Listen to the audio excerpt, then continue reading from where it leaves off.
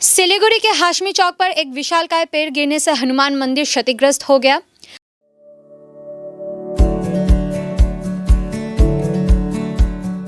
Pampered, not just a hospital, but a mother.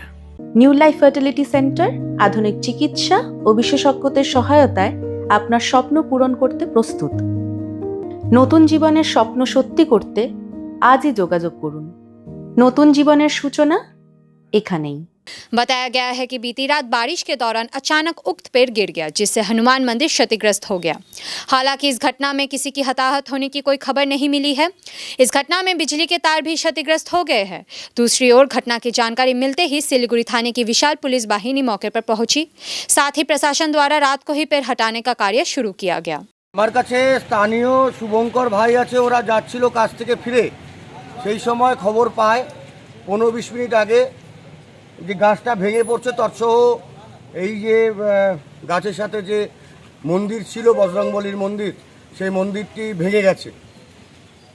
দেখতে দেখা যাচ্ছে প্রাকৃতিক দুর্যোগ, কিন্তু আস্তে আস্তে বোঝা যাবে প্রাকৃতিক দুর্যোগের কারণে গাছটা পড়ে গেছে, না যেরকম করে এসএফ রোডে গাছ তুলে নিয়ে এক এক জায়গায় শিফট করা হচ্ছে, গাছকে শহর থেকে মুক্ত করা হচ্ছে, সেই চিন্তা ভাবনাকে বাস্তবায়ন করার জন্য এই গাছের নির্মূলীকরণ করা হচ্ছে।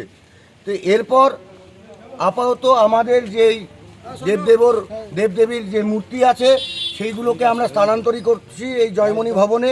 আগে তাদের ভব্যভাবে আমরা স্থানান্তর করি, তারপরে পরেরটা আমরা দেখছি। হ্যাঁ, গাছটা পুরো না কোনো ইঞ্জুরির কোনো খবর নেই। আন্দাজ হবে 1:30 থেকে 2:45। হ্যাঁ, আগের থেকেই তো মোটামুটি নিচ থেকে যখন ওরা কেবল পড়তে শুরু করে তখন থেকে মন্দিরটা ভাঙতে শুরু হয়। আমরা কিন্তু এটা অনেক জায়গায় জানিয়ে রেখেছি। তো তারপরে আস্তে আস্তে যা হয় পুরো গাছ নিয়ে পড়ে যায়।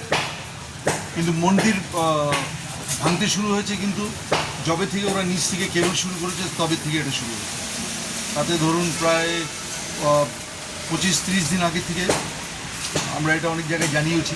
তারপরে ওরা একবার আসছিল সেদিকে রিপোর্টাররা, তারা ওরা আমাদের কমিটির লোক যারা তারা বলছিল মিডিয়ার থেকে লোক এসে সেই অবস্থা দেখে তারপরে প্রশাসন বৃষ্টিটা হওয়াতে